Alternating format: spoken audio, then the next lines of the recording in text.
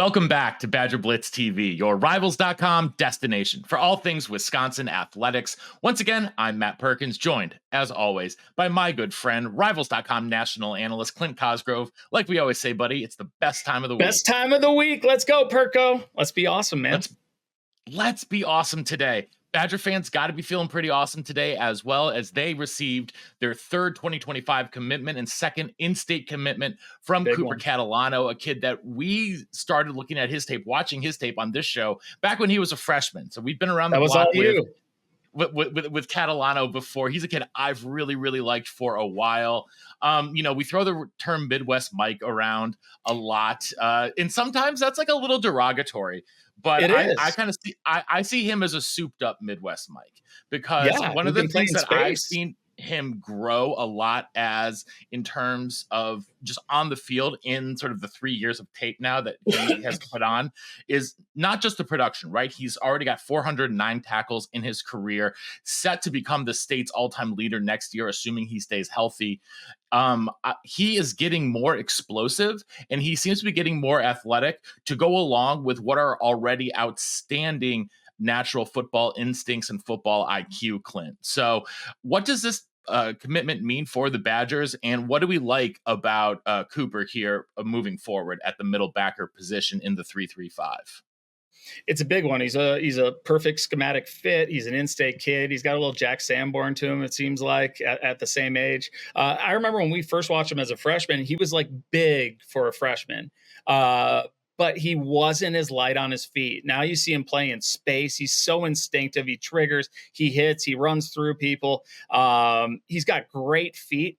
Now he almost looks more like that athletic space backer where he was kind of more of the actual Midwest Mike as a freshman.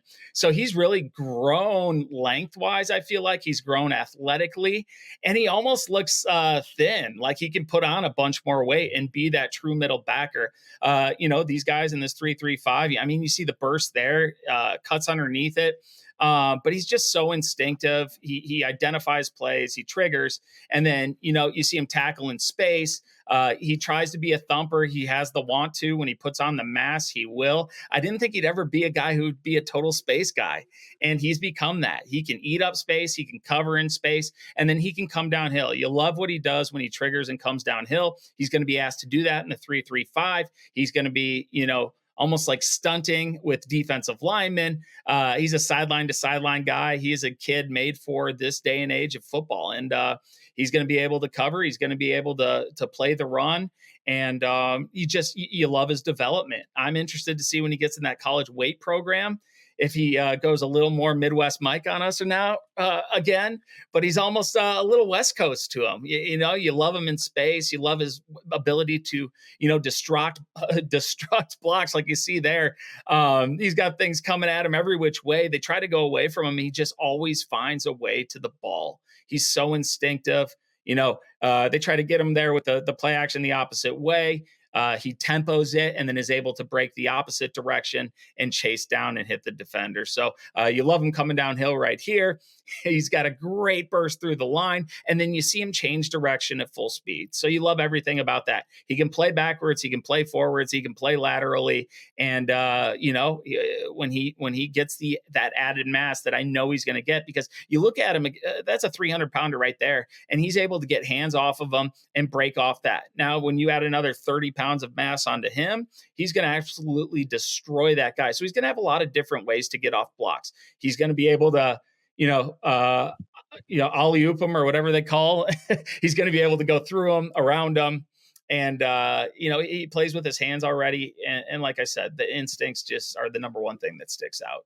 So I really think he's got a ton of upside. He'll definitely, I see him being higher than the 5'6" that he is right now, at least a 5'7". If he can make it to an All-American game, maybe a 4-star.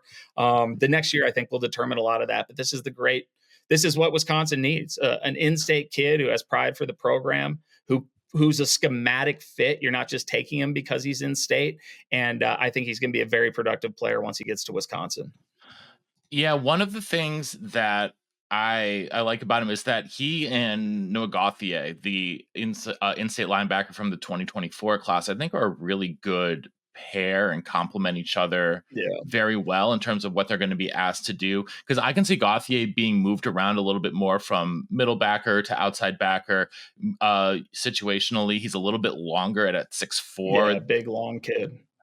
But I think they both move very well. So I think this is a really good pickup for this defense in general for 2025. They need that. He's the first piece of the defensive class for 2025. And in the NFL, I think you'd call this guy a green sticker on the helmet guy, right? He's the guy that is going to be keeping everyone in line, getting the plays in from the sideline, that kind of thing. So I really like this pickup for Wisconsin. But they are trying to add to the defensive line as well for this 2024 class, keeping everyone else in the fold and trying to add a couple more pieces on the defensive line, both through recruiting and through the portal as well. But they are hosting probably the most important and biggest name 2024 defensive lineman that they still have a shot with here down the stretch in Ernest Willor Jr. He's down to 3 schools: Maryland, Ohio State, and Wisconsin. He's a kid from Maryland. We're going to put on the tape here in a second.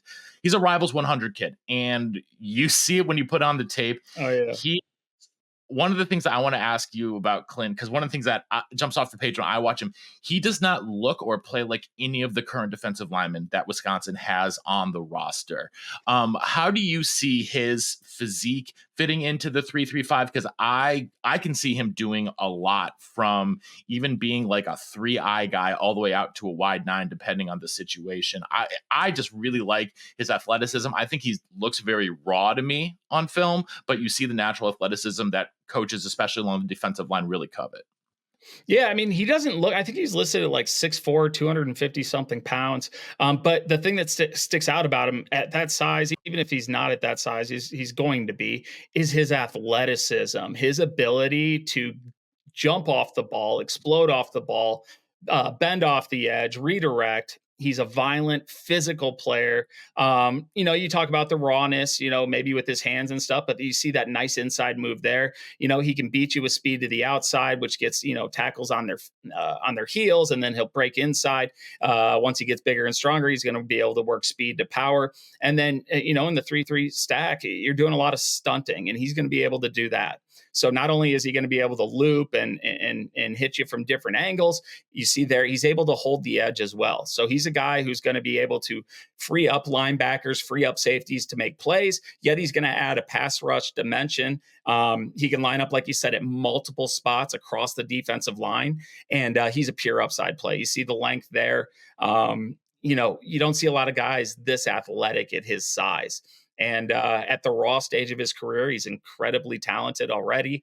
His recruitment kind of changed a little bit. For a while, it looked like it might be Penn State, USC, and it's turned into this kind of 3-team battle. But he's one of the highest rated kids left on the board. The fact that Wisconsin is still in it, from a kid from the DMV, I think that says a lot. It says about the national reach. It says what they're selling these guys, and that is an opportunity to play. Like you said, we don't have a guy like you on the defensive line right now. It's guys like you that make this defense work, and he is a guy that's a perfect fit. I think he's, schematically, he could play in a bunch of different defenses because he does have that schematic versatility. But just the size, the athleticism, the upside, the rawness, and then the flashes that you see of not being raw. Like you see him play with great bend. You see him, use his hands. You see him set up offensive linemen, and that's at a raw stage of his career. So with continued development, sky's the limit. There's a reason he's ranked as high as he is. And, you just love a guy who gets upfield there, sees the play and then reacts and is able to come off the block and then work the opposite direction to make the play. You see him rushing the passer, high motor kid. There's just so much to like about him. And if Wisconsin gets him, this is a big one. I think it's a really big one for a variety of reasons. Defensive line recruiting has been, historically difficult for Wisconsin. They've got 2 solid guys in this incoming class, and Dylan Johnson at nose tackle, who I like a lot, and as well as Hank Weber down here from my neck of the woods in Middle Tennessee. Yep. But I also think that they haven't had the guy with this athletic profile come in a very, very, very long time. And almost like an Erasmus James. That was one of the names that came up when I first watched him, was Erasmus James. And now he's a little, so the thing about Erasmus is that he was actually pretty like skinny. His shoulders were pretty narrow. He was narrow. I remember, so like in my 1 year on the track team, Raz had injured himself and he was lifting around the same time we were. And I remember looking at him being like, this guy is like, I thought he was going to be this giant hulking, like 285-pound Adonis, looking like Myles Garrett looks like now. And dude, he was like kind of skinny. This long and Willor wiry. Here, it has a much wider shoulders and frame, and I see him being more. This is going to be a little bit of a weird one, but I think he has actually the combination of strength and athleticism to be like George Karlaftis from Purdue a couple years back. Karlaftis had very good athletic build, obviously, but played defensive end, but had that wider frame that he was able to hold up really well, both against the run and use that to his advantage in the pass rush. That's sort of the guy that I see him as moving forward. I think that's a great comp. So, you don't always see cross teams, cross racial comps, but that's just the name that I kept coming back to when I was watching his tape. So, quick thing here, he's coming on not a game day weekend. He's coming on, between the end of the season and the bowl practices. How does the staff work that? I would imagine that while you're not going to get that game day atmosphere, the staff is going to be able to show him a ton of love because he's going to be like the focal point, like the only kid in the building, one of the very few kids in that building. So I imagine that if you're trying to like really, love him up, like that is a good way to do it. Yeah, he's going to get wined and dined. He's going to feel like the most important person in Madison that week. You can do a lot of things. I mean, you can set things up where, you're out on the town and everybody knows him and, cheerleaders with signs, almost like the program back in the day. Like there's just so much you can do when you can bring all of your attention to one kid and you make it a full staff effort. You make him feel comfortable. You make him feel at home. You sell the beauty of the campus. He's not afraid of the cold because of where he's from. You hope it's not too cold, one of those negative 10-degree weekends. But when you can bring a lot of attention towards a guy, make him feel important, and then also bring in guys who are going to make him feel like he's a part of the team. And then if they really enjoy themselves on a week where it's not all about football and there isn't a big game day, imagine what they're going to be like when it is a game day weekend. They're like, oh, wow, so this is this great while I'm here without a game. And then you throw on like a night game with jump around and all that stuff. Like you can feel the atmosphere through that. So you sell the game day environment without having him be at a game. And then you get to do a little bit extra with him off the field and you get more time with him. You make sure he is set up.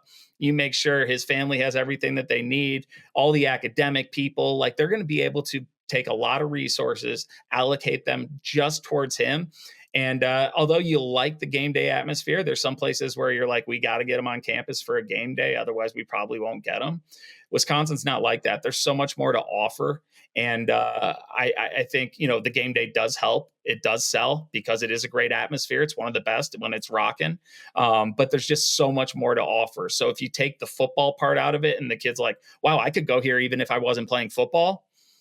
Yet they love football and they know it's a great football environment and you're playing for big time coaches in a big time stadium. There's a lot that you can do there. And I think it will sell itself. Also, with the article that John McNamara wrote up about him earlier this week, one of the things that he was quoted as saying is that one of the really important things for him is his relationship with Greg Scruggs, the defensive line coach. Well, if it was a game day weekend, Scruggs is focusing on the game. He's not focusing on the recruiting. Guess what? Guess where Greg Scruggs is going to be all weekend? Right next to, like, seriously. But if you're trying to emphasize that relationship and just having spent the little amount of time with Coach Scruggs that I have, like, he is a relationship guy.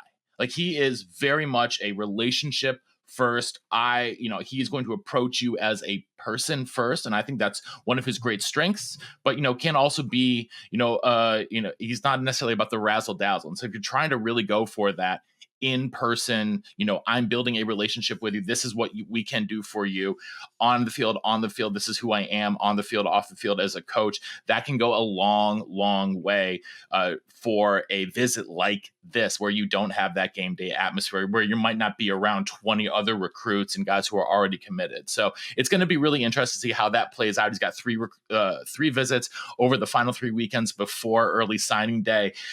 Maryland, from what I've gathered, seems to have maybe like a half a step ahead of Ohio State and Wisconsin. But there is, even if there's only 3.5 weeks left or 3 weeks left or whatever it is, there's still a long way to go for a recruitment like that.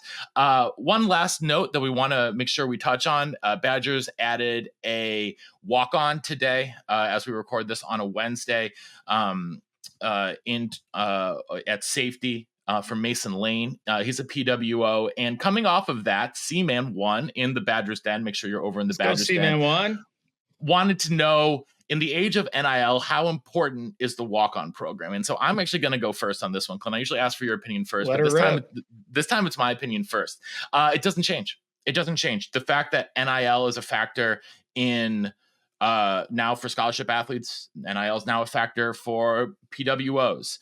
If you're in your PWO program is whatever you make of it, right? It's just like before the NIL era, before the transfer portal era. Guess what? Like, your walk-on program was what you made of it. If you spent a lot of time and resources on it, if you're a Wisconsin, a Nebraska, a school like that, guess what? It's probably going to yield better results.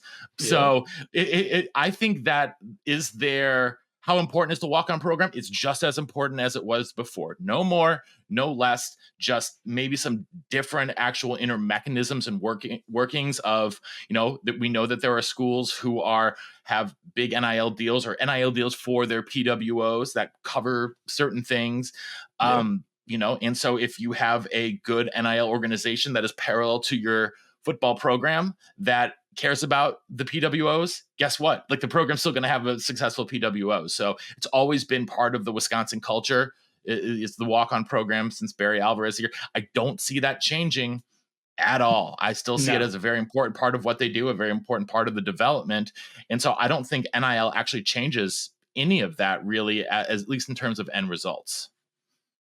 Yeah, no, I agree 100%. If you're a strong walk-on program, you've put a premium on walk-ons like Wisconsin has over the years, and sending them to the NFL on a regular basis. I mean, every year there's walk-ons getting drafted. So if it's a priority for you, NIL can even be an advantage. I know of some guys who are choosing to go to Power 5 schools as walk-ons instead of an FCS school, because they're actually getting more money from the NIL deal than they would at their FCS scholarship or even max scholarship. You talk about BYU, they technically have every preferred walk-on on what would be equivalent to a full scholarship. So it's what you want to make of it. If it's important to the program, especially if you have a booster that it's important to, NIL, just like it does in everything else, it can enhance or it can hurt you, depending on where you want to allocate and how big of a premium you want to put on something. Some schools are going to put all their NIL money towards a quarterback because that's what's important to them. Other schools are going to say our walk-on program is important to us. Let's enhance that. So kind of like rich people, if rich people like to do certain things, the more money they have, the more they're going to do them. And, I think it's the same thing with if you put a high premium on walk-ons, you're going to put a big emphasis on them and you're going to invest in them. And Wisconsin's had a lot of luck doing so. Not as much luck. Another thing that comes with it is the pride. Kids want to stay. You're willing to give up scholarships to stay and play for the school that you dreamed of playing for and have that chip on your shoulder and can come in. There's so many walk-ons from Wisconsin who come in and they play early. Jim Leonard had like 8 interceptions as a freshman. I mean, that's just the culture. And these guys, some of them are, underexposed to, so to speak, because they're not out there making camps. They're not playing travel 7-on-7. It's an extra hour out of a coach's way to go and look at them. So if they're not making it out and they don't know how to sell themselves, sometimes they're under recruited, and these guys could be, 4-star caliber guys. And that's the reason they're playing as freshmen right away. I mean, there's a decent amount of players that you've seen, especially at Wisconsin over the years doing it. You talk about Nebraska and their walk-on program. Yeah, I think it doesn't change much. It's what you want to make of it. And you're spot on, Perko. Yeah. And it is, it's an important part to the Wisconsin program, like you said, and it's going to continue to be because it's a selling point. Because if for every 10 walk-ons you get one contributor, that's pretty darn good. That's really darn, even if they're a special teams guy, special teams contributor, whatever. You need those guys. You need those guys, and that's helpful for the program. And if you can set that up for yourself, that's that only adds to it. So Wisconsin is a step ahead of most programs in terms of the history of the walk-on, the importance of the walk-on, and you can keep identifying those guys. And it's important. It's going to be important for this program to continue to grow, because when you don't have the money of an Ohio State, a Michigan, you have to win in the margins, and a walk-on program is a way to win in the margins. So and they're usually smart kids. They're getting into school, you can assist a certain amount of guys, but you're looking for those walk-ons. They're smart, dependable guys who love ball. They're going to be high motor guys. They're going to do anything for the program because they want to be a part of it. And that's what culture is about. And that's how championships are won. And championships are also won by tuning in to BadgerBlitz TV every single week. Let's go. Clint is the reigning champ here. I'm handing the trophy over to him. Make sure to check out BadgerBlitz.com all the time, staying on top of all the latest recruiting and portal news. We're wishing and praying and hoping the Badgers end up at the Music City Bowl, so we can do some stuff down here in my hometown. I'm going to come and stay at your house, man. So we're going to have a grand old time here in Nashville during bowl season. So it should that happen. So no matter what, though, you need to be tuning into Badger Blitz here on the YouTube page. Make sure to subscribe, rate, review, all that good stuff. Until next time, he's Clint Cosgrove. I'm Matt Perkins, and we'll see you in the den.